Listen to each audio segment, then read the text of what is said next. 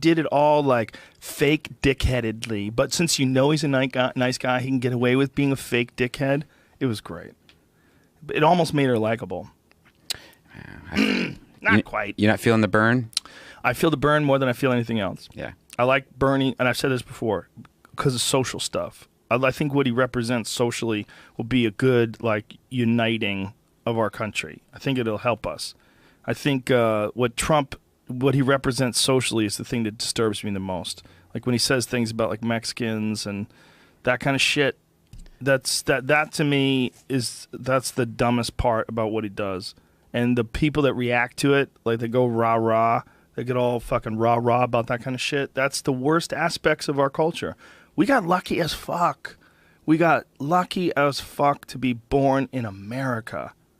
You could say what you want about where you live, and you might love Iceland or fucking Sweden or wherever you are right now, and you're listening to this. And I bet you're right. I bet you're right. I bet where you live has great qualities. I'm not saying there's anything wrong with where you live, but what I'm saying is the difference between being born in America and being born in Mexico is fucking staggering. It's a giant fucking difference as far as the opportunities you have, as far as like the chances of you being able to, like get a great job and be able to support your family. Like people aren't sneaking into America because it sucks.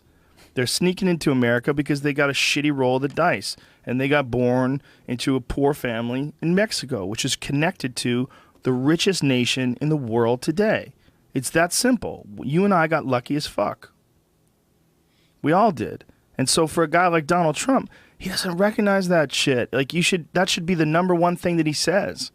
If you want to keep America great and you want to make America great again and everything like that, we're all down with that.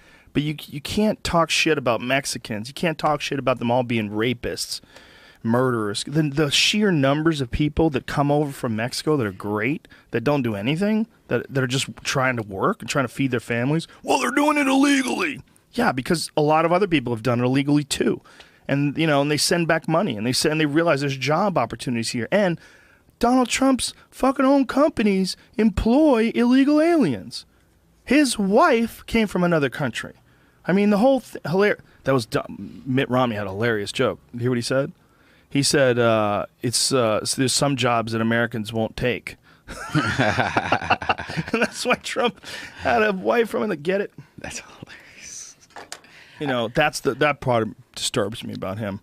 But the rest of the stuff, I like some of the stuff he does. I think he's hilarious. I'm pretty sure he's going to win just because I know for sure in 2020 it's going to be Trump versus Kanye.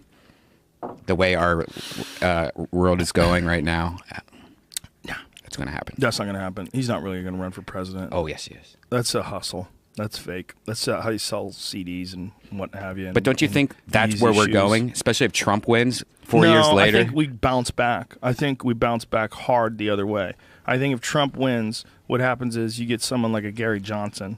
Gary Johnson, who is without a doubt the best candidate, but nobody takes him seriously because he's an independent. He's a legit former governor of New Mexico.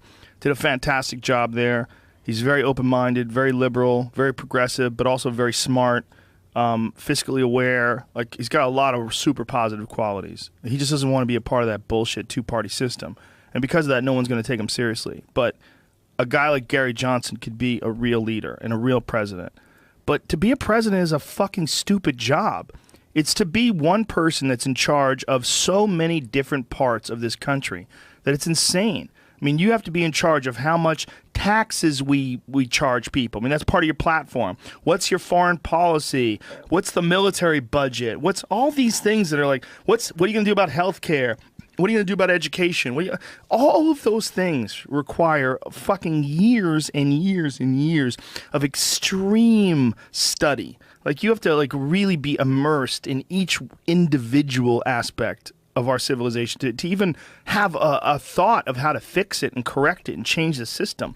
Whether it's taxes, whether it's the economy, all these different things require incredible levels of expertise. And to expect that in all these different areas from one person, and then expect them to have unique progressive ideas about society and culture and, you know, and how we move past all of our silly differences about race and gender and sexual orientation.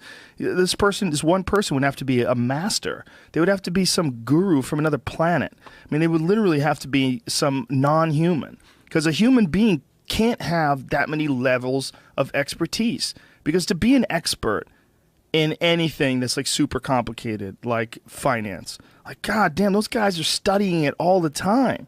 I mean, you might be able to be like a really good finance guy and also have a mean racquetball game or something like that. Is that your watch? It just freaked me out.